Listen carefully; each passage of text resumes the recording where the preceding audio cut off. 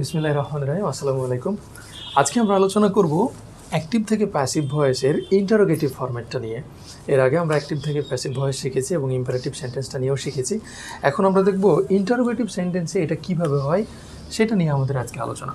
আচ্ছা, ইন্টারোগেটিভ সেন্টেন্সে যখন আমরা অ্যাসারেটিভ সেন্টেন্সে দেখেছিলাম, সেটাকে যখন ইন্টারোগেটিভ করতে চাচ্ছিলাম, তখন একটা জিনিস আমাদের অবশ্যই করতে হতো, সেটা হচ্ছে যে সাবজেক্টের আগে অক্সিলারি ভার্বটা চলে আসতো। এটা কিন্তু অবশ্যই ছিল যদি ইন্টারোগেটিভ করতে হয়। একই ফরম্যাটে এখানেও কাজে লাগবে। তো আমরা যখন এটা আস্তে আস্তে করতে থাকবো তখন এই জিনিসটা আরও বেশি ক্লিয়ার হয়ে যাবে। প্রথমে আমরা একটা শব্দ নিয়েছি, বাক্য নিয়েছি, did the boy catch the bird. তার মানে হচ্ছে কি, ছেলেটা কি পাখিটা ধরতে পেরেছিল, এরকম একটা জিনিস। এখন এটাকে যদি প্যাসিভ করতে হয় তাহলে খুব যত্ন সহকারে লক্ষ্য করতে হবে যে প্রথমে এটাকে অ্যাসারেটিভ মনে মনে চিন্তা করতে হবে। তা আমরা যদি এটাকে অ্যাসারেটিভ মনে মনে চিন্তা করি তাহলে কি হচ্ছে, the boy catch the bird. আচ্ছা, যেহেতু এখানে ডিড আছে তাহলে এটা তখন কট আমরা চিন্তা করব, ঠিক আছে, কট।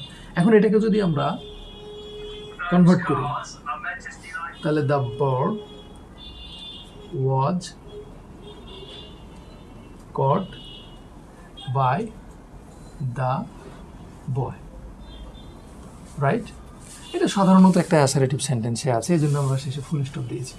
এখন যেহেতু এটাকে আমার ইন্টারোগেটিভে করতে হবে, সেই জন্য কী করতে হবে, জাস্ট এটাকে সামনে নিয়ে চলে আসলাম। তাহলে এবার প্রশ্নবোধক চিহ্ন।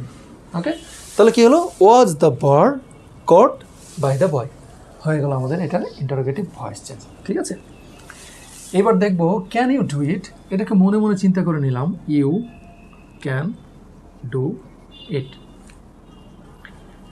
তাহলে ইট যেহেতু ক্যান আছে, অর্থাৎ মডেল অক্সিলারি ভার্ব, আমরা ক্যানকে রেখে দিলাম। মডেল অক্সিলারি ভার্বের পরে অবশ্যই প্যাসিভ করতে হলে বি নিয়ে আসতে হবে। হ্যাঁ, তাহলে it can be done by you. সাধারণত এটা হয়ে গেছে আমার কি একটা অ্যাসারেটিভ সেন্টেন্স। এখন ইন্টারোগেটিভ করার জন্য আমার এই ক্যানকে সামনে নিয়ে চলে আসতে হবে, অর্থাৎ can it be done by you. এইবার ইন্টারোগেটিভ সেন্টেন্স। ওকে, আচ্ছা, এইবার আমরা দেখব এটা। এখন প্যাসিভ ভয়েসের ক্ষেত্রে বেশ কিছু WH কোশ্চেনের রূপ পরিবর্তন হয়ে যায়। তাহলে এখানে দেখেন, হু ইজ কলিং মি। এটাকে যদি স্বাভাবিকভাবে আমরা একটু চেঞ্জ করে দিই এবং বলি হি ইজ কলিং মি, সে আমাকে ডাকছে। এটাকে যদি পরিবর্তন করি তাহলে আই অ্যাম, যেহেতু ING আছে তাহলে বিং কল্ড বাই হিম। আচ্ছা, এখানে এই যে হিম, এটা যেটা আমরা ধরেছি সেটা কিন্তু হুয়েরই একটা, মানে আমরা প্রতীক ছবি একটা মনে মনে চিন্তা করেছিলাম। তা আমরা এটাকে ধরেই নিলাম যে হু এখানে যে স্বাভাবিকভাবে অবজেক্টে গিয়ে কি হচ্ছে, হুম হয়ে যাচ্ছে।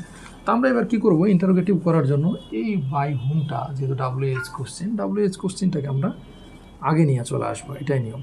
আচ্ছা, বাই হুমকে নিয়ে আসলাম। এই যে অ্যাম অক্সিলারি ভার্ব যেটা আছে, আমাদের যখন প্রশ্নবোধক ছিলাম আমরা প্রথমেই আপনাদেরকে বলেছি যে প্রশ্নবোধক করার ক্ষেত্রে অক্সিলারি ভার্ব সাবজেক্টের আগে থাকবে। সেই সূত্র অনুযায়ী তাহলে by whom am I being called এবং শেষে প্রশ্নবোধক চিহ্ন। এখন পর্যন্ত আমাদের সব কিছু ঠিকঠাকই ছিল, কিন্তু 45তম BCS একটা প্রশ্ন আসলো। সেই প্রশ্নটা ছিল অনেকটা, who has broken this jug. এখন এই জগটা কে ভেঙেছে? যেহেতু আমরা হুয়ের ব্যবহারটা অলরেডি শিখে গেছি, সেজন্য আমরা ওটাকে ওইভাবে রেখে নিজের মতো করে করছি। তাহলে করছি দিস, আমরা এটা করছি জাগ, যেহেতু হ্যাজ আছে, হ্যাজ দেন বিন দিয়ে দেন, হ্যাজ বিন ব্রোকেন বাই হুম। এটা এখন পর্যন্ত কিন্তু এটা আমার প্রশ্নবোধক চিহ্ন হয়নি। আমরা আগেই বললাম WH কোশ্চেন সামনে চলে আসবে, তাহলে বাই হুম। আবার বলেছিলাম এই যে প্রশ্ন, অর্থাৎ অক্সিলারি ভার্ব যেটা আছে সেটা সাবজেক্টের জায়গায় চলে আসবে, অর্থাৎ has this jug bin broken এবং শেষে একটা প্রশ্নবোধক চিহ্ন, রাইট? সো আমরা একটা জিনিস লক্ষ্য করছি, প্রশ্নবোধক চিহ্ন থাকে, অর্থাৎ অপশন টেস্টও যদি আপনি করতে যান আপনি পারবেন, খুব দক্ষতা সহকারেই আপনি পারবেন, আমার বিশ্বাস। এবার দেখেন একটা জিনিস আছে এখানে, হোয়াট ডাজ সি ওয়ান্ট, অর্থাৎ সে কি চায়। এখন এখানে জাস্ট হোয়াটের ব্যবহারটা দেখার জন্য আমরা দিয়েছি। এখানে যদি আমরা একটা জিনিস মনে মনে চিন্তা করে নিই যে সি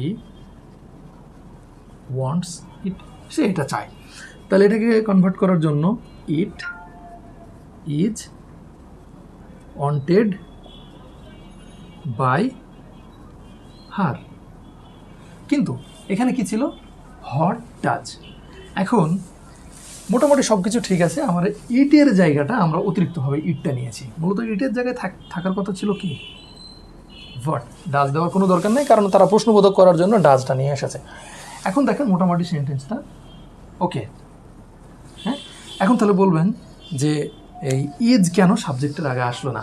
অলরেডি কিন্তু WH কোশ্চেন সবার আগে থাকে, আর এখানে আর কোনো সাবজেক্ট নাই যে আমরা তার আগে এই ইজকে নিয়ে আসবো, এই জন্য এখানেই শব্দটা শেষ, অর্থাৎ what is wanted by her, তার দ্বারা কি চাওয়া হয়। এবার আমাদের লাস্ট আর দুইটা আছে, জাস্ট একেবারে শেষ প্রান্তে আমরা আলোচনা।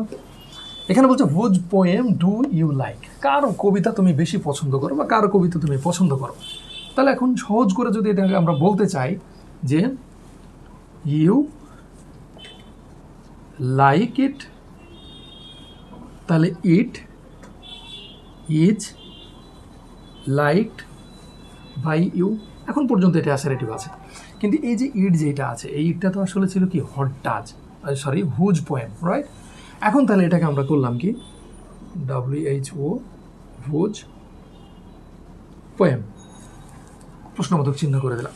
আচ্ছা, ইজকে যে আমরা কারো সামনে নিয়ে আসবো তার তো কোনো সুযোগই নাই, কারণ এখানে হুজ পোয়েম ওরা পুরোটাই হচ্ছে একসাথে বসেছে, তো তার আগে আর আনার মতো কোনো সাবজেক্ট আমার নাই, এজন্য এটাই এখানে শেষ। ঠিক আছে, তাহলে এটা আমাদের হয়ে গেছে। Last on who did this. এখন এইটার জন্য আমাদেরকে যেটা করতে হবে সহজ হিসাবে, তাহলে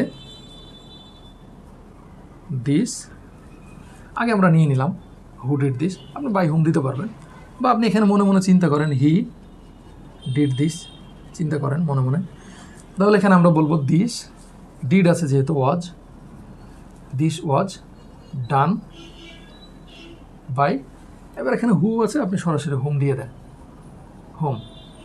এখন পর্যন্ত এটা অ্যাসারেটিভ আছে, আপনি এই বাই হোমকে সামনে নিয়ে চলে আসেন, তাহলে বাই হোম। দিস ওয়াজ, ওয়াজকে সামনে নিয়ে চলে আসেন, ওয়াজ দিস ডান, প্রশ্নবোধক চিহ্ন। আশা করছি আপনাদের ইন্টারোগেটিভ ভয়েস নিয়ে যতগুলো ভয়ভীতি থাকার কথা সেগুলো মোটামুটি আপনাদের সমাধান হয়ে গেছে। এই বলে আমরা এখানে আজকের ক্লাসটা শেষ করছি। পরবর্তী ভিডিও দেখার জন্য আপনাদের সাদর আমন্ত্রণ জানাচ্ছি। সকলে ভালো থাকবেন। আসসালামু আলাইকুম।